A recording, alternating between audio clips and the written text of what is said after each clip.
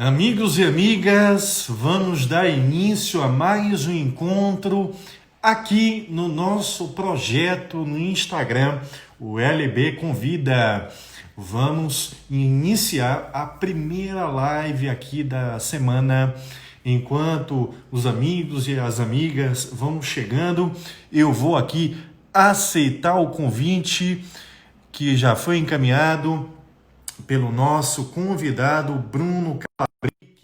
Vamos ver se conseguimos aí dividir a tela. Já deu o ok aqui. Vamos ver se o Bruno... Isso, perfeito. Será que deu certo agora? Estamos em pé, né? Não agora sim. Não.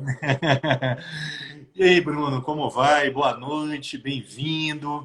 Espero que esteja aí tudo bem com você, com sua família.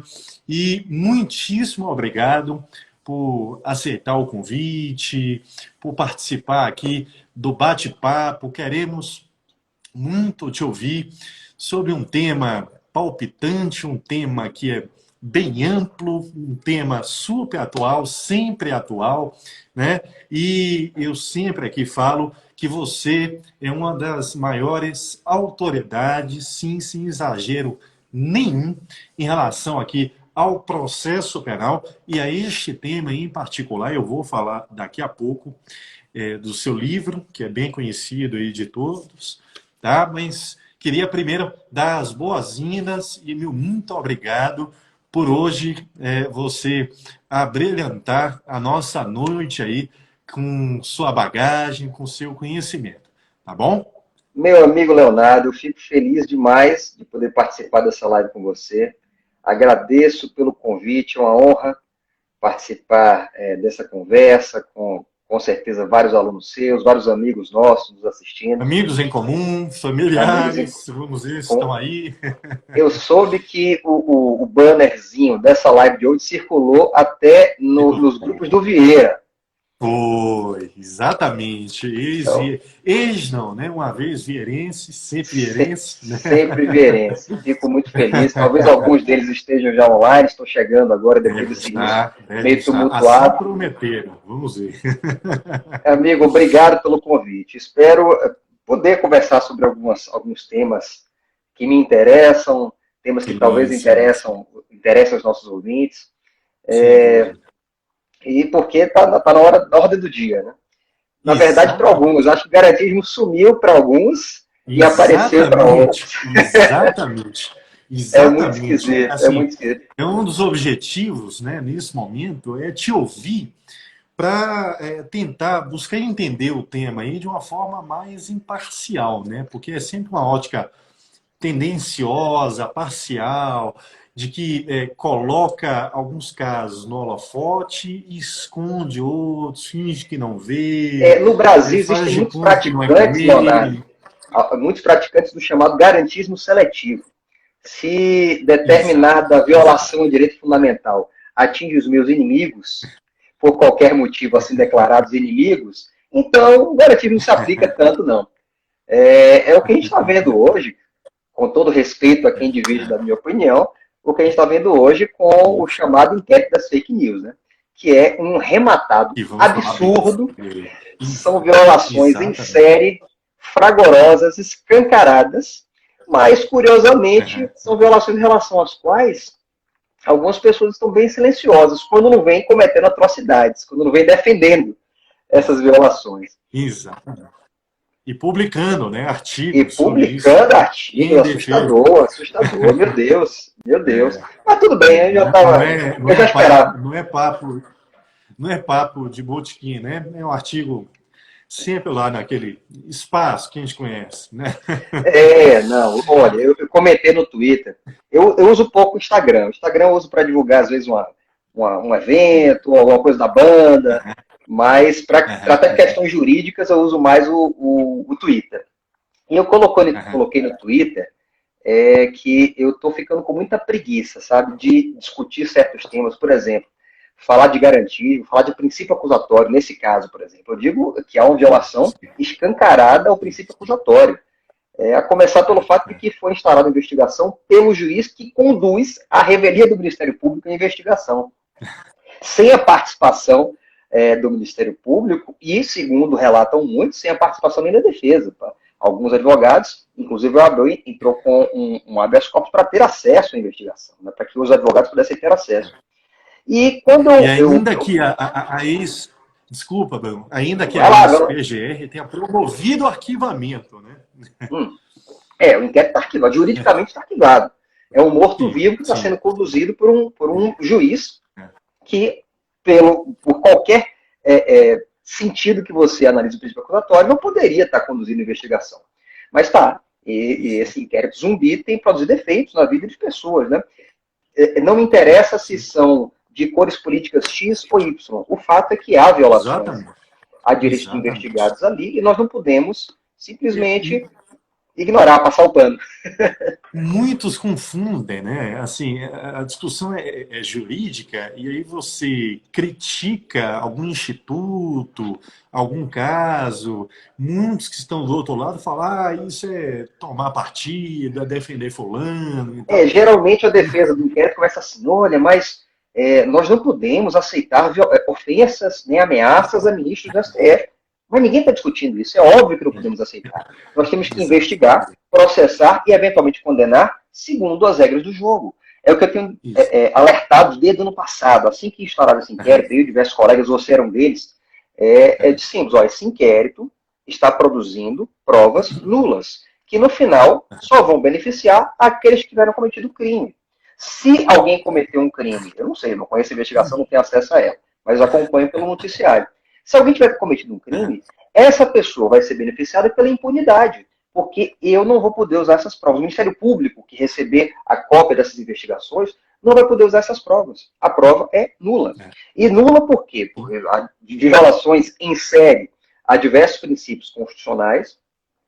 E, além disso, não é só violação à nossa Constituição, é violação a convenções internacionais de direitos humanos. Então, é um inquérito inconstitucional e constitucional também. Vamos conversar mais sobre isso mais adiante. Aqui só congelou um pouco, tá voltando aqui para mim. Voltei? Isso. Voltei. Beleza, estou te vendo também. Sim. Perfeito. Bruno, bom, o seguinte, para iniciarmos aí o bate-papo, eu fiz aqui um roteirinho, nada formal, é só para ter um guia mesmo, né? Até porque nós temos aí o reloginho do Twitter, do Instagram, né? Não quero cair de novo, nem perder o vídeo, né? Nós temos aí o limite 1 hora. Temos muitos assuntos, vamos tentar aqui focar bem. Para quem eventualmente, acho muito difícil, mas quem não conhece ainda o Bruno Calabrec, né? Ele é membro do MPF, atualmente procurador regional, não é isso? Atuando em Brasília. Ele é professor também de processo penal.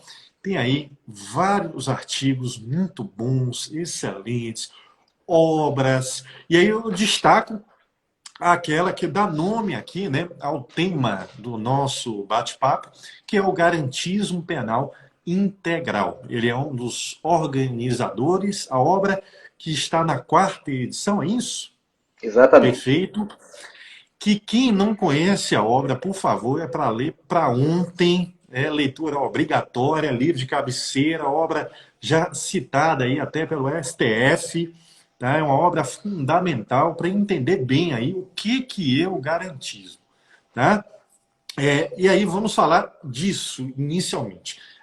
E só também aqui, né, já que temos amigos em comum, familiares de repente estão chegando aí, conheço o Bruno já há um bom tempo, quem não entendeu aí a brincadeira de verense, estudamos na mesma escola, eu fui colega de sala da irmã dele, né? Formamos na UFBA, no curso de Direito, somos colegas aí também de MP, ele no MPF, eu aqui MP-MG.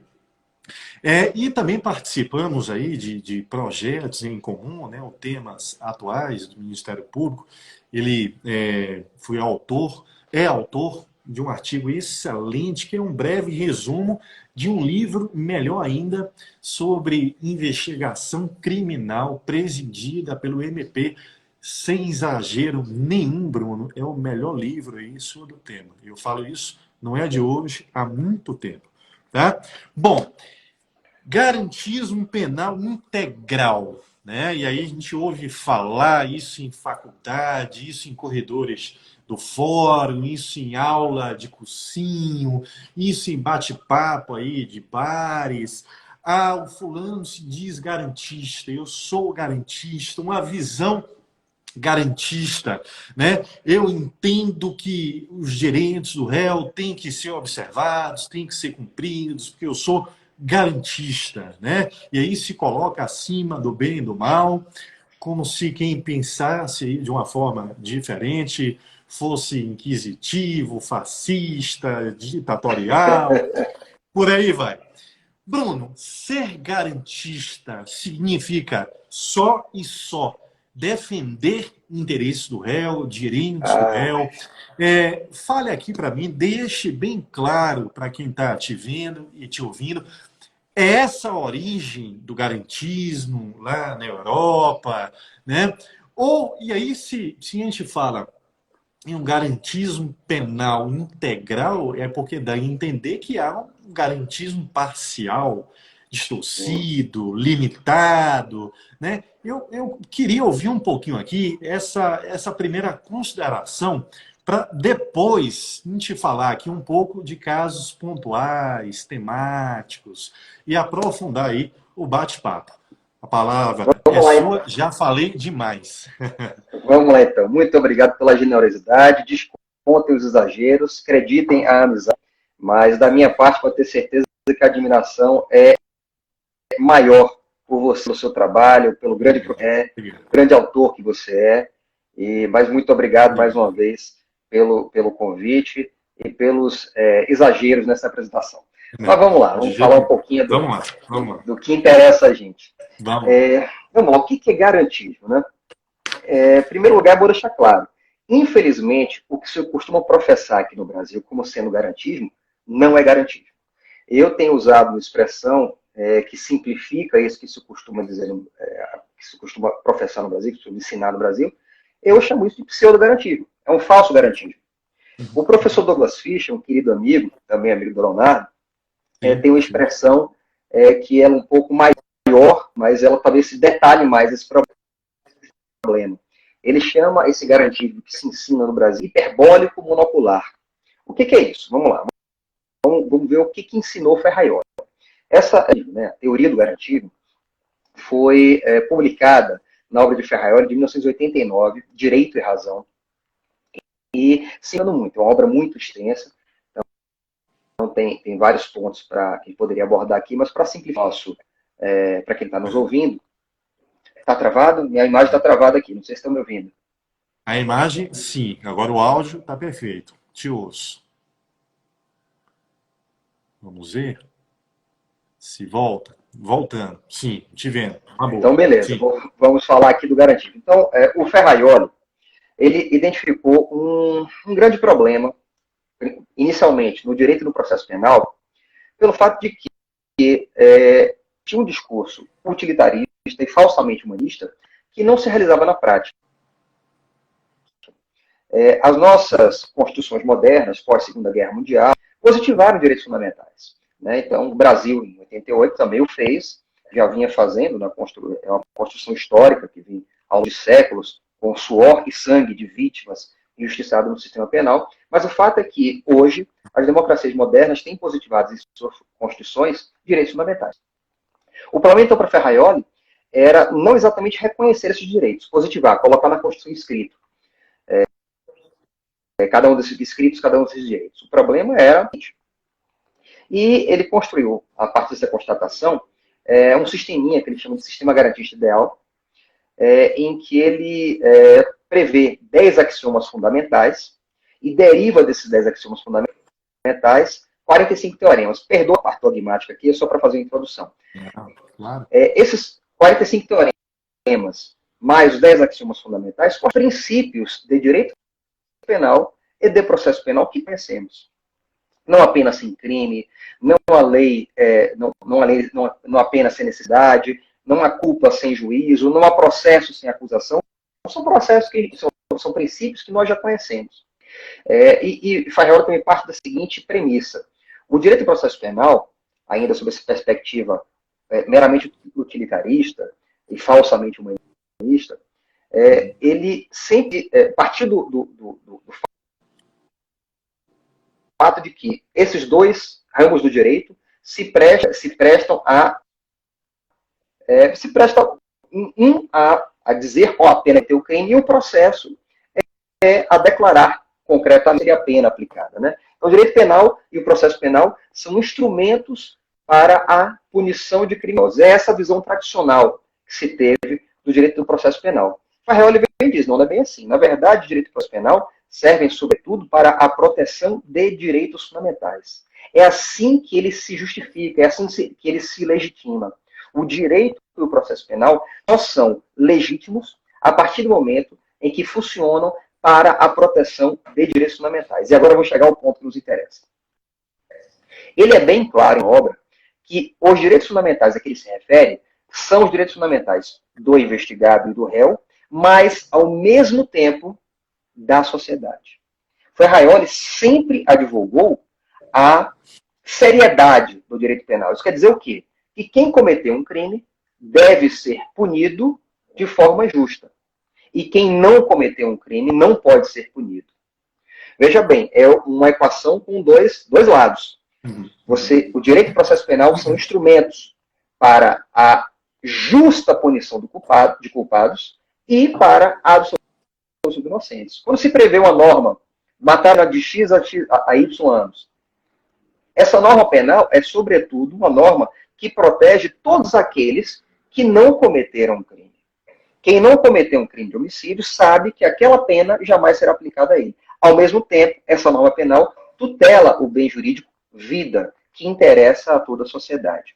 Isso no aspecto penal. No aspecto processual penal, aquele que cometeu um crime, ou aquele que é investigado, ou aquele que é processado, só pode ser investigado e processado de acordo com regras estabelecidas na Constituição e nas leis. Regras que permitem o respeito aos seus direitos fundamentais. Então, para aquele que é investigado e processado, devem ser assegurados os seus direitos fundamentais. Só se pode punir alguém se respeitados os seus direitos fundamentais. E a punição tem que ser justa, proporcional à gravidade do crime. Então, Ferraioli, a todo tempo em sua obra, que pouca gente leu, que muita gente menciona aqui no Brasil, principalmente o que o senhor chama os adeptos do pseudo-garantismo, pouca gente leu, ele defende a todo tempo que o direito penal e o processo penal são instrumentos para a proteção de direitos fundamentais de toda a sociedade e dos réus ou investigados, e de quem cometeu um crime. São os dois lados da mesma moeda. No Brasil, e aí vou responder a sua pergunta, no Brasil, infelizmente, essa moeda só tem um lado. No Brasil, o pseudo-garantismo só tem olhos para um lado da moeda. Isso quer dizer o quê? Que só se ocupa da proteção de direitos investigados e de forma absolutamente desproporcional. A ponto de anular os direitos fundamentais de toda a sociedade. É fundamental de toda a sociedade, não só da vítima, de toda a sociedade, que quem cometeu um crime receba uma seguindo as regras do jogo, segundo o devido processo legal, com respeito ao contraditório, com respeito à ampla defesa, dos protegidos. É direito fundamental de toda a sociedade que quem cometeu um crime seja punido. Essa parte da equação é solenemente ignorada por parte do direito e por parte da nossa doutrina, infelizmente. Que tanto bateram nesse martelo de que de garantismo é proteção de direitos do réu, garantismo e proteção de direitos do investigado, que hoje o leigo associa garantismo à impunidade. Não. Garantismo não é impunidade. Ferraioli é muito, muito claro, muito categórico. Ferraioli diz: o garantismo é a afirmação do direito penal. Olha que interessante. O direito penal, segundo Ferraioli, eu concordo, ou seja, tem que incidir em fragmentos, em pontos referentes a condutas humanas muito específicos, muito graves, que violem bens que a sociedade considera importantes. Mas nesse mínimo em que o direito penal incide, ele deve ser sério. Ele não pode ser de brincadeira. O processo penal deve servir de instrumento para a aplicação desse direito penal.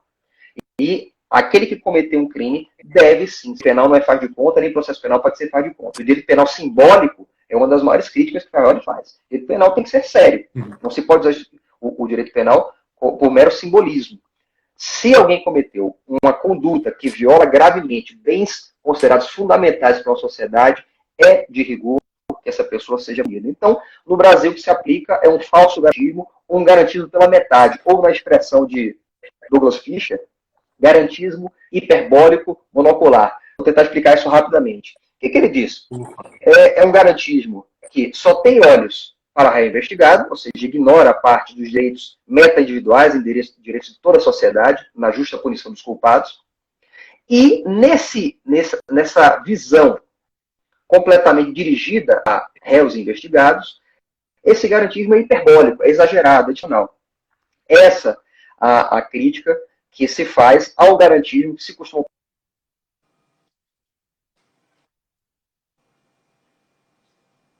que não é. Travou um pouco? Agora voltou, Bruno. Como é que está aí para você? Imagem, áudio?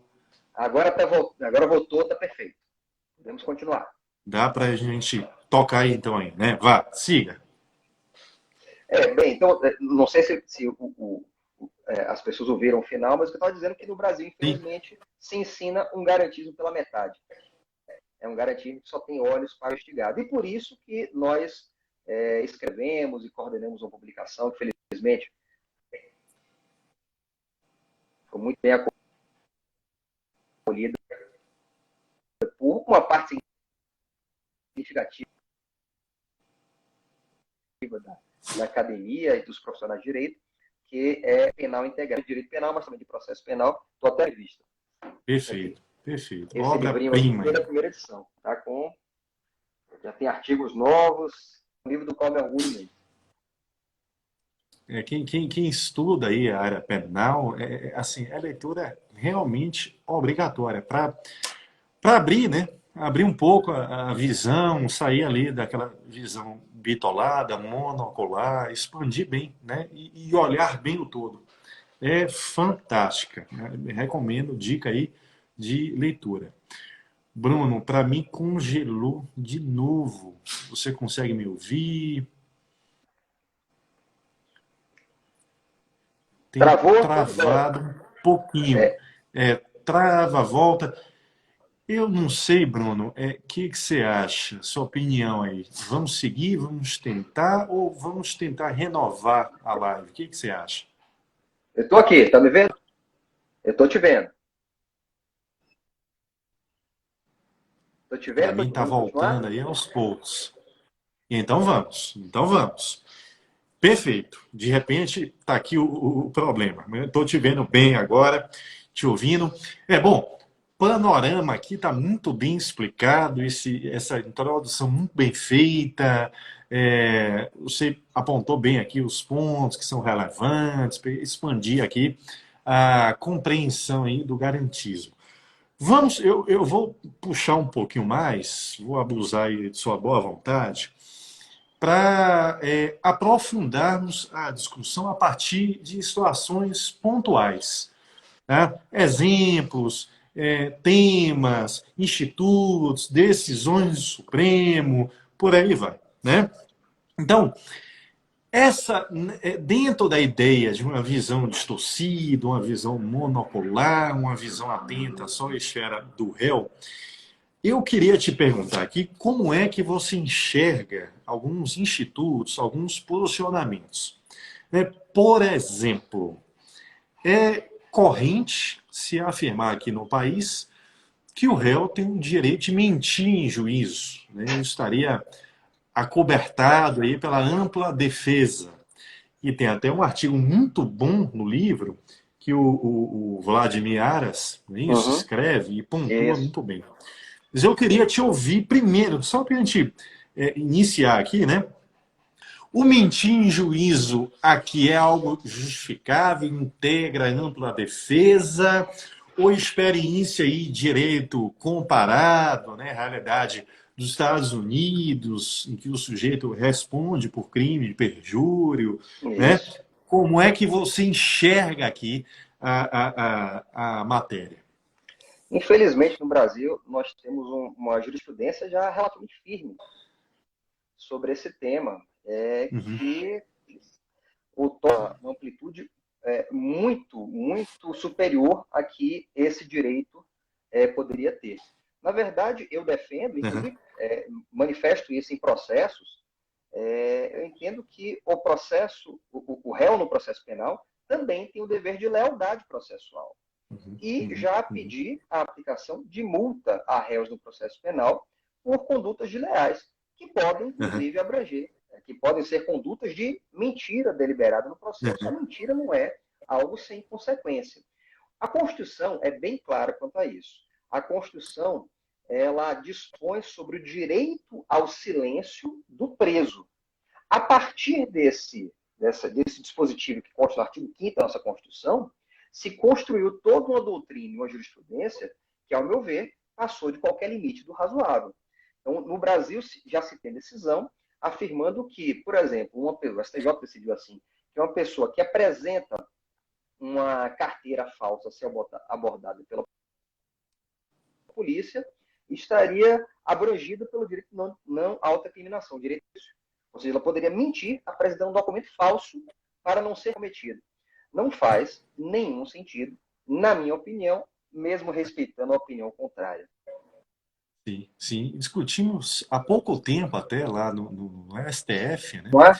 Se a conduta de alguém que está dirigindo o veículo atropela a pessoa, causa um acidente, se é possível a pessoa fugir sem que isso configure qualquer crime ou qualquer majorante de crime, né? Se a conduta é penalmente relevante ou não. Eu acho assim, é uma discussão tão boba. Para mim é tão óbvio isso aí, tão claro, né? Mas houve discussão no Supremo, né? Se Sim, estaria sim, sim. o direito de fugir estaria acobertado ali pela ampla defesa, não autoincriminação, chegamos a esse ponto, não é isso? Falei um pouquinho a ligação, mas eu acho que peguei um pouquinho da ideia. Você está mencionando o direito de Deu para fugir. pegar, né? O Supremo Isso. chegou bem, o ministro Marco falou isso já mais de uma vez. É. E ele falou isso, a primeira vez, que chamou muita atenção de quem Uhum, estava acompanhando, foi no caso Catiola. Ele mencionou que é, o Salvatore Catiola, que é uma pessoa que foi uhum, famosa coisa de 15 anos atrás, uhum. foi investigado no caso do Marca Ponte Sidan e foi solto por um liminar do ministro Marco, e assim que foi solto, ele fugiu.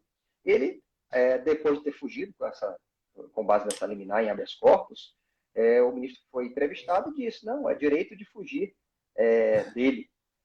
Eu discordo. Se fosse direito de alguém fugir, o Estado não poderia se opor ao exercício desse direito.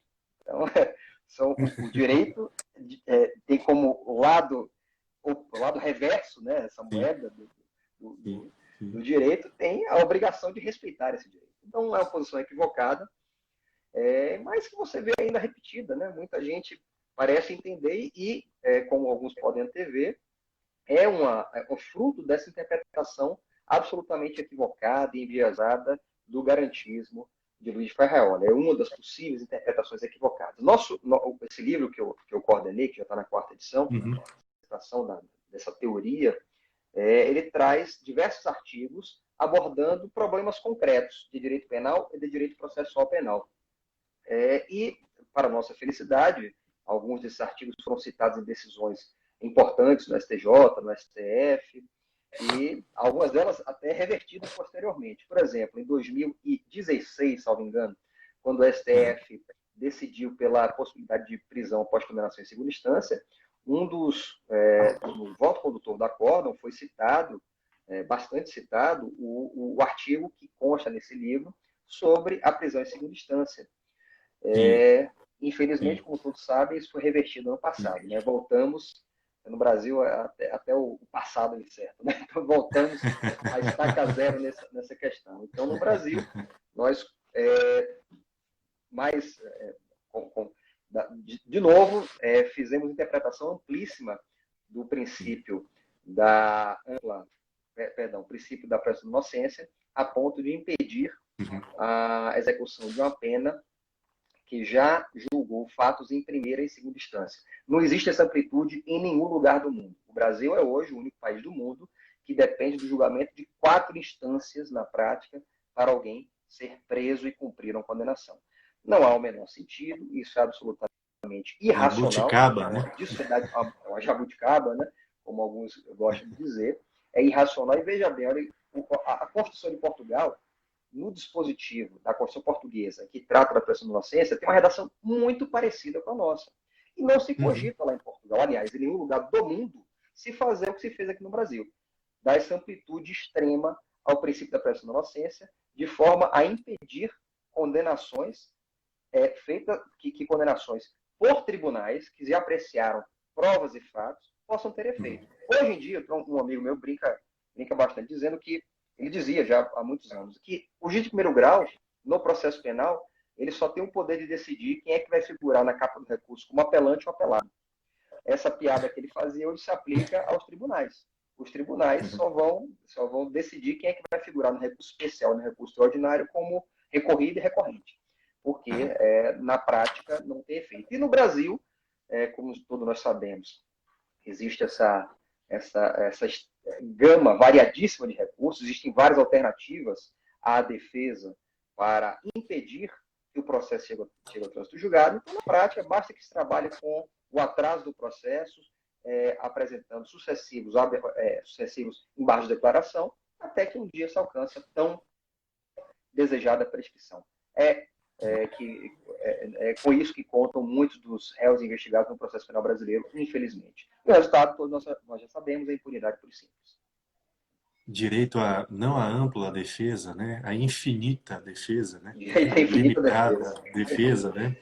E com aquela Exatamente. resistência enorme de se aplicar aqui multa por má fé na área penal, né? Nos embargos, como na área civil, enfim.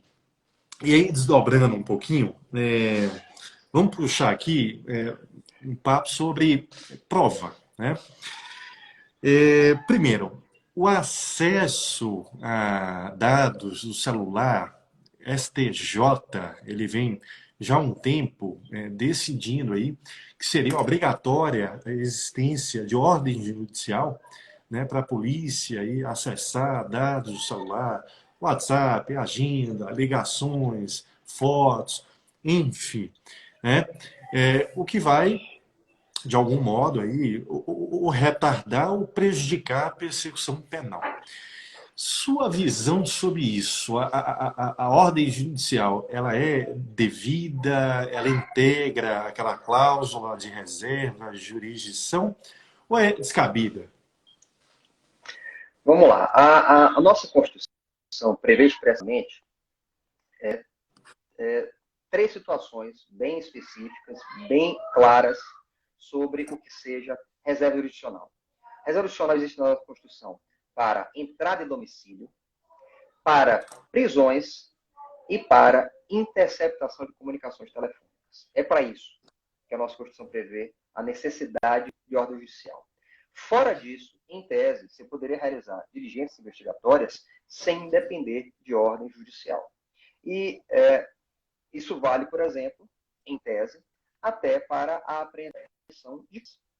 Quando você manda uma carta para outra pessoa e o destinatário recebe essa carta, se por qualquer motivo existe ordem judicial para a apreensão daquela carta que está em sua casa, aquilo é um documento, vale como prova, não deveria ter nem discussão sobre isso.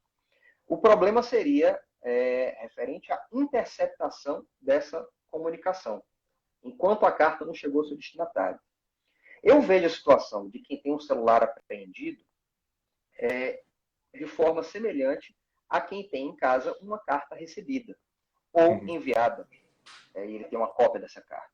Então, eu entendo que, a rigor, seria necessária a autorização judicial se isso tivesse em seu domicílio, que deve ser apreendido em seu domicílio. Mas se não, aquilo foi apreendido sem ordem judicial e aquela apreensão foi legal, foi válida, lembra que a busca pessoal, por exemplo, não precisa de autorização judicial. Se fazendo uma abordagem à polícia ficando que alguém está cometendo um crime, apreender o celular de quem cometeu um crime, aquilo é praticado sem ordem judicial, aquela apreensão, e, assim como o Ministério Público, o Judiciário, deve ter acesso ao conteúdo daquele celular apreendido. Mas essa discussão muito atual.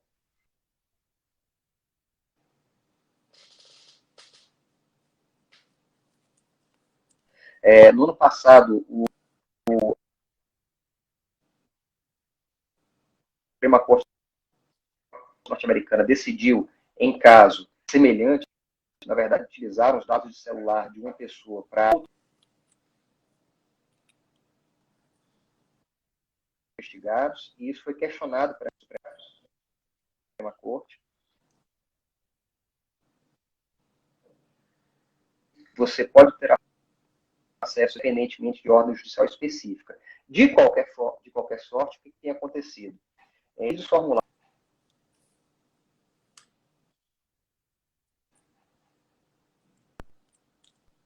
expressamente que o juiz, de antemão, já autoriza o acesso àquelas medidas. Até não teria sentido aprender isso sem ter acesso.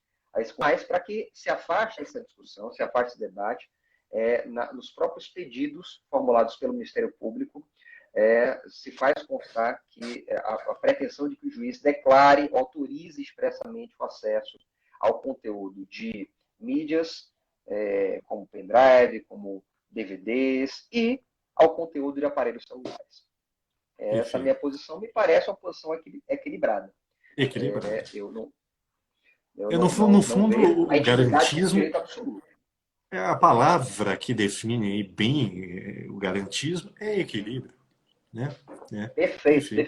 Esse equilíbrio que, infelizmente, tem sido esquecido no Brasil.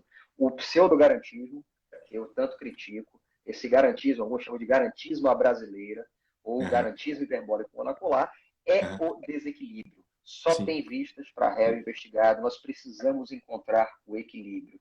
Tanto para proteger réus investigados, quanto para assegurar que o processo chegue a bom termo, chegue a um resultado útil, punindo de forma justa quem tiver cometido um crime.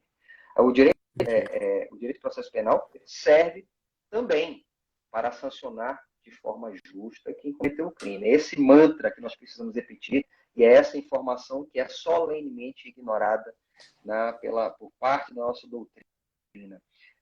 Uma vez você levantou uma bola que me parece bem interessante. Garantismo é equilíbrio. Perguntaram uma vez, mas vem cá, qual a diferença de garantismo integral para o garantismo de Ferraioli? A minha resposta é: não tem diferença.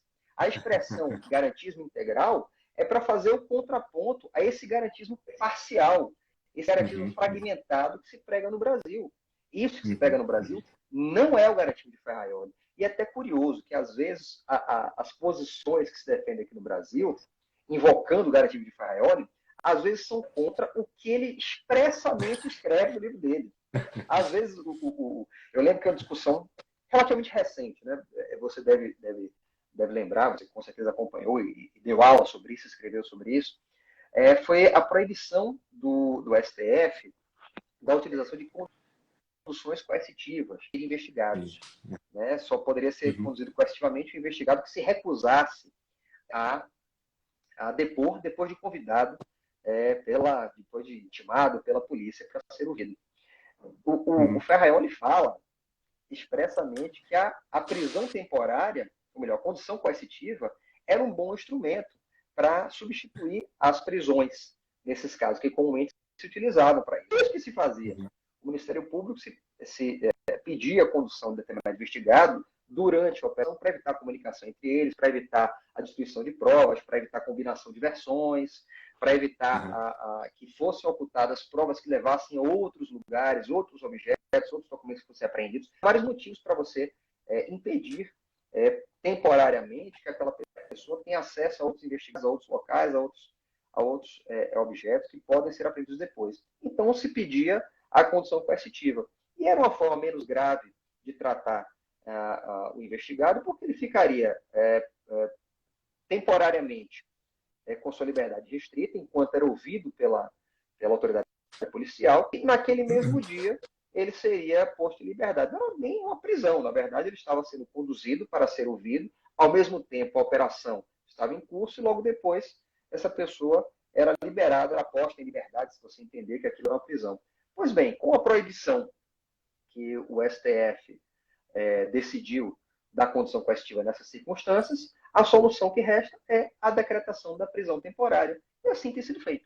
Alguns juízes têm decretado, alguns membros do Ministério Público e a polícia representam por essas prisões temporárias. A consequência é que réus investigados agora têm direitos mais limitados, têm direitos mais restritos do que tinham antes da condição coercitiva. Essa é a solução. E por que eu mencionei isso? Porque o Ferrari trata disso no livro dele, expressamente.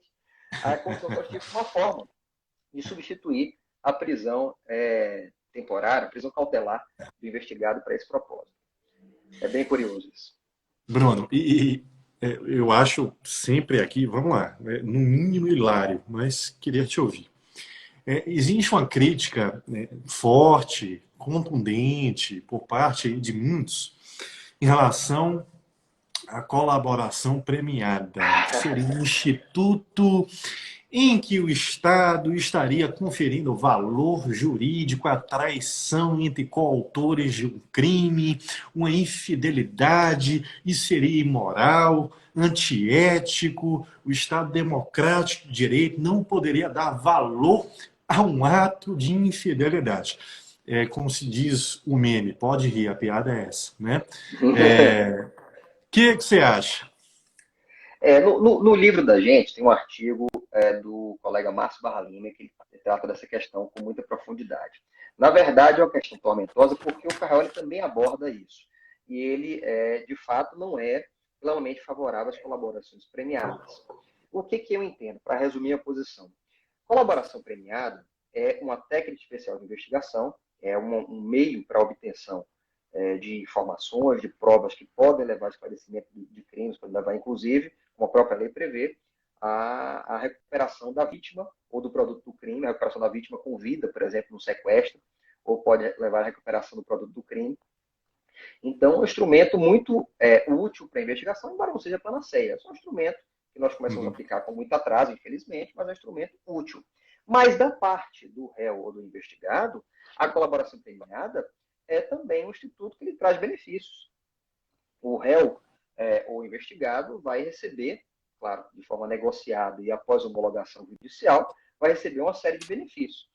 Isso me chama muita atenção, a crítica sobre esse instituto, com o argumento de que a colaboração premiada seria imoral, seria uma traição do estímulo feito pelo Estado a que pessoas traiam outras. Tem um compromisso ético que nós, de qualquer cidadão, de qualquer pessoa, é com a sociedade. O compromisso ético que a Constituição exige de seus cidadãos é com ela, a Constituição, com suas leis e com os concidadãos. Não é o compromisso ético do pacto de silêncio, da omertà, não é o compromisso ético entre criminosos. Não é isso que a Constituição protege, não é esse tipo de pacto que a Constituição protege. Pelo contrário, a Constituição, ao prever diretrizes gerais de tutela de bens transindividuais, direitos da sociedade, prevê como necessária a justa punição de quem cometeu um crime. Parte disso a partir de todos os bens que ela começa a tutelar, a partir do artigo 5º, como vida, como propriedade, por aí vai. Mas não vamos entrar em digressões maiores sobre isso. Eu queria apenas dizer, em relação à colaboração premiada, que essa crítica me surpreende, porque geralmente não se preocupa, essa crítica não se preocupa com o interessado em fazer a colaboração. Pergunte para ele se ele quer que seu espectro de direito seja limitado, seja restringido, seja abolida essa possibilidade de firmar acordos. É claro que não. Aquele que está interessado em uma colaboração... E isso vale para acordos, né? Isso, acordos, de modo geral, né? Justiça penal negociada, né? Perfeito. E agora, uma crítica que você viu, né, na recém-aprovada lei anticrime, em relação ao acordo de não persecução penal. Muitos criticavam.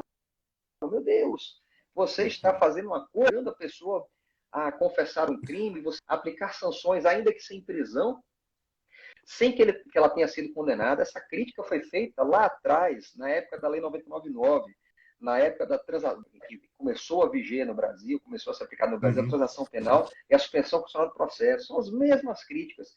Pega um vetor que aponta para um lado, esses princípios do contraditório na ampla defesa, o princípio da jurisdicionariedade, ou seja, só pode se sancionar alguém sancionar penalmente com prévia jurisdição, segundo o devido processo legal. Então, são críticas baseadas em princípios que são voltados todos eles para a proteção de réus investigados.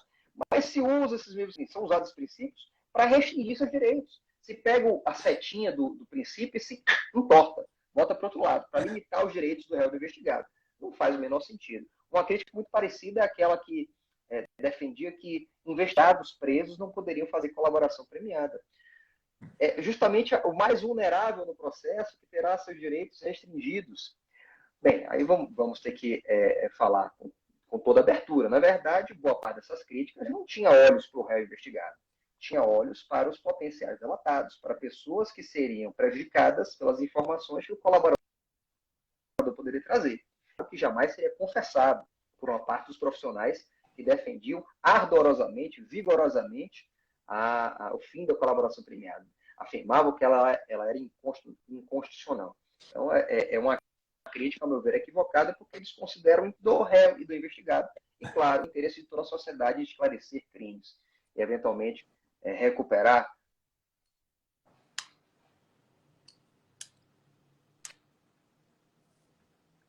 Falhou um pouquinho aqui, está um pouquinho travada a ligação. Isso, estou te ouvindo. Sim. Então, Bruno, o tempo voou, né? É assim, nós temos aí uns 8 minutinhos para concluir aí 1 hora. Eu queria te ouvir, na reta final, nesse contexto aí de garantismo penal integral, direitos fundamentais, individuais, difusos, enfim, como é que você insere, como é que você enxerga o papel do MP? Podemos falar que o MP se torna ou se revela uma instituição eminentemente garantista, né?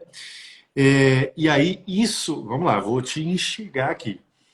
Isso permite falar na figura de um promotor de justiça de defesa, e obviamente estou falando lá do que vem no projeto de lei que foi encaminhado ao Senado em relação a isso.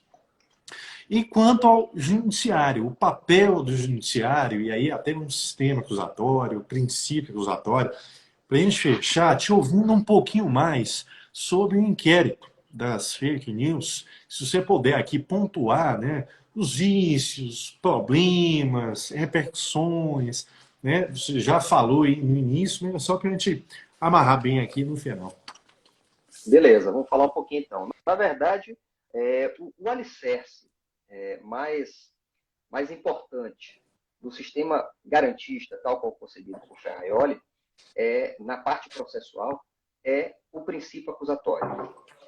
O princípio acusatório é que se funda um sistema acusatório, parte da premissa que as funções do processo devem ser distribuídas a sujeitos processuais diferentes. O juiz deve julgar, o Ministério Público deve investigar e agar, e a defesa técnica e o réu devem se defender. São as funções do processo penal. Essas funções jamais podem estar reunidas em uma figura. É assim que se concebe o sistema acusatório, que tem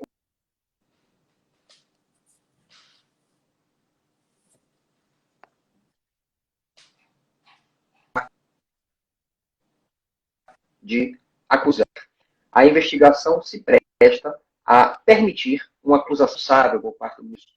No Brasil, especialmente, só tem um propósito: é permitir ao Ministério Público que promova ou que tenha a iniciativa de modo responsável, seja promovendo ação penal, seja arquivando, seja determinando mais investigações, mais diligências. Então, a investigação criminal serve só para isso.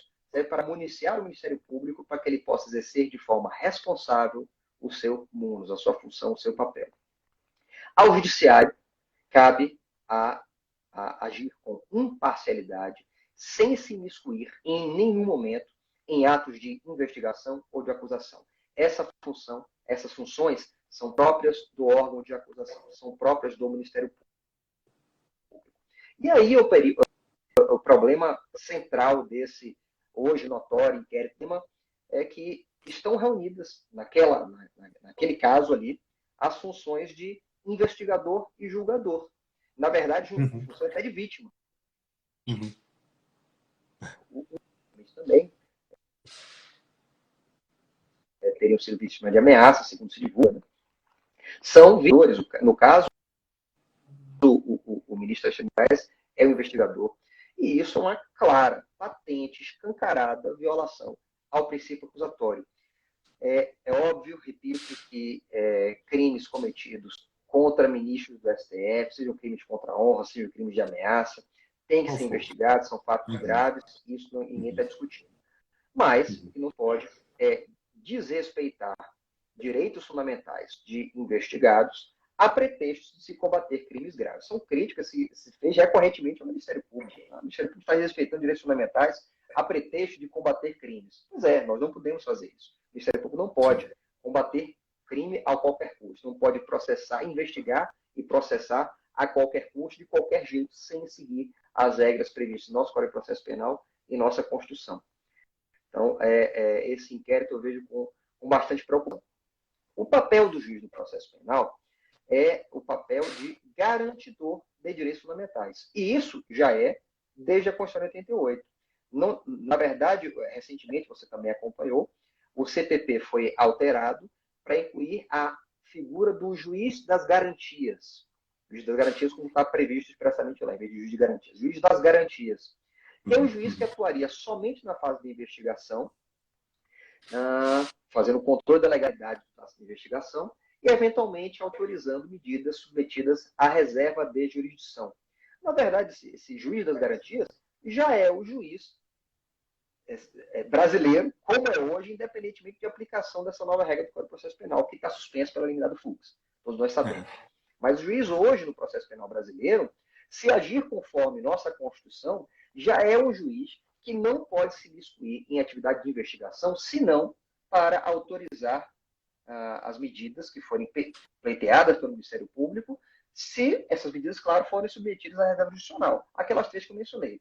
A entrada no domicílio, interceptação de comunicações telefônicas e prisão. Se não for dessas três, não há por que o juiz nem ser provocado para decidir. Quanto mais ter iniciativa. Então, qualquer iniciativa do juiz na fase de investigação é uma violação patente, escancarada ao princípio acusatório. E isso sempre afirmaram diversos dos autodeclarados garantistas no Brasil hoje. Sempre afirmaram. Curiosamente, estão silenciosos quando não estão defendendo o ato do STF. Invocando, para minha tristeza profunda, invocando um artigo do regimento interno do STF. Pelo amor de Deus. Invocar regimento interno contra a Constituição, eu não sei nem como qualificar isso. E isso é contra tudo o que boa parte desses autodeclarados garantistas sempre defenderam. Né? Nós não podemos condescender com ilegalidades, com inconstitucionalidades, ainda que estejam previstas em lei. Nós temos que combatê-las para que, eventualmente, o STF as reconheça e se aplique para todos os casos. Mas não é porque uma portaria prevê, não é porque o regimento prevê que eu vou dizer que aquilo é constitucional. Não vou dizer que a investigação é válida, que as provas têm que ser utilizadas, porque um regimento interno e mais, e regimento interno ainda, o regimento interno não autoriza essa investigação. O regimento interno trata de crimes cometidos nas dependências do STF. Assim, é tão absurda a interpretação, rasgar tudo, tão equivocada, que me dá cansaço, infelizmente. Me perdoe. Me perdoe, Léo. Como se diz aqui em Minas, aqui se fala muito aqui em Minas, Bruno, que me dá preguiça. Não, dá preguiça. É preguiça, tá dando preguiça mesmo.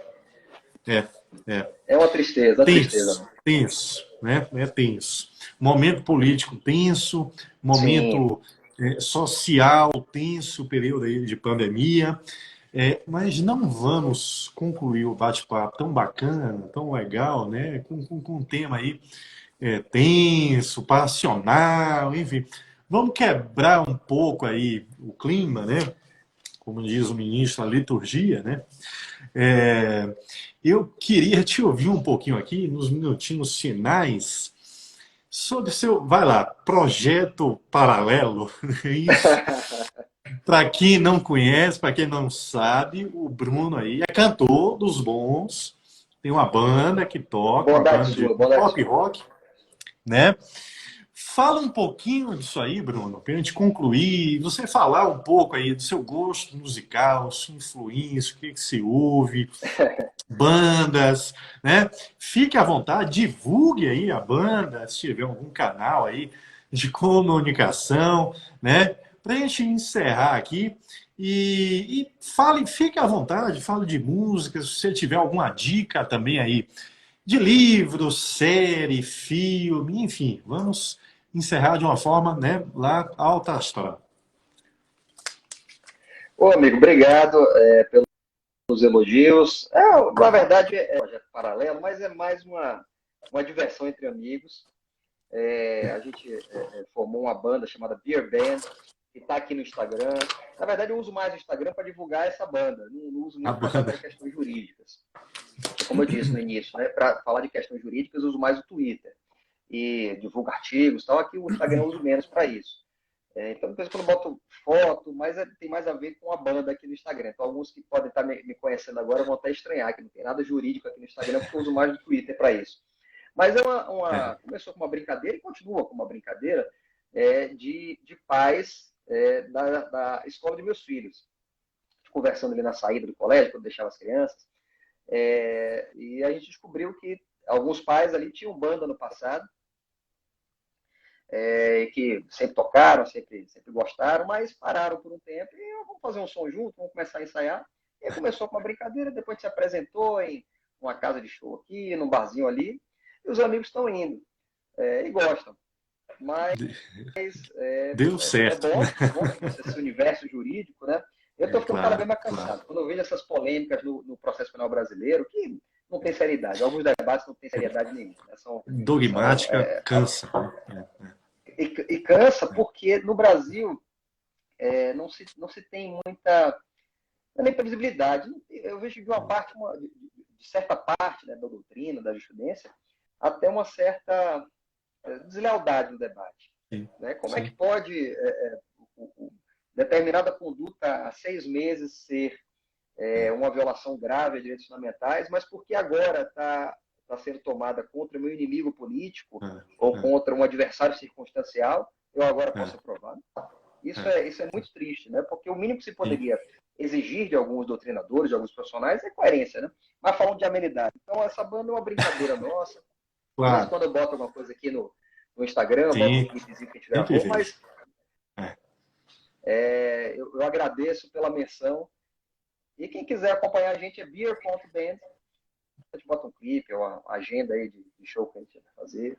Mas já adiantando que eu vi que o tempo está quase encerrando, Vai. né? Então, eu agradeço, Léo, pelo Os convite. 2 minutinhos Muito bom aí, né? conversar com você. Então, muito obrigado mesmo. Foi uma satisfação imensa conversar com você. Você é um professor muito querido, competentíssimo, autor de artigos, de livros, e muito admirado por todos os seus alunos, por seus colegas. Eu agradeço pela oportunidade e foi muito bom conversar com você essa noite. Eu que agradeço imensamente, foi excelente o encontro, muito leve, embora tocando aí em temas delicados, sensíveis, isso é muito bacana. Espero que a gente possa aí repetir, né? Explorar outros temas, quem sabe também uma live mais cultural, falar mais de música, falar de filmes, que eu sei que você Legal. gosta aí muito também, né? A gente quebrar aí um Gosto. pouco o clima formal aqui no mundo jurídico. Bruno, obrigado. Não quero te prender mais aí, só falta 1 minuto para a gente concluir aqui. Tá? Muitíssimo obrigado aí. Acho que todos adoraram o encontro, foi um sucesso, muito enriquecedor. E espero aí, né, que possamos nos rever em breve, que isso se encerre logo aí, que a vida volte a ter seu curso aí regular. Tá bom? Tudo de bom, fiquem bem, se cuidem e uma boa noite. Um abraço a todos. Boa noite. Valeu, tchau, tchau.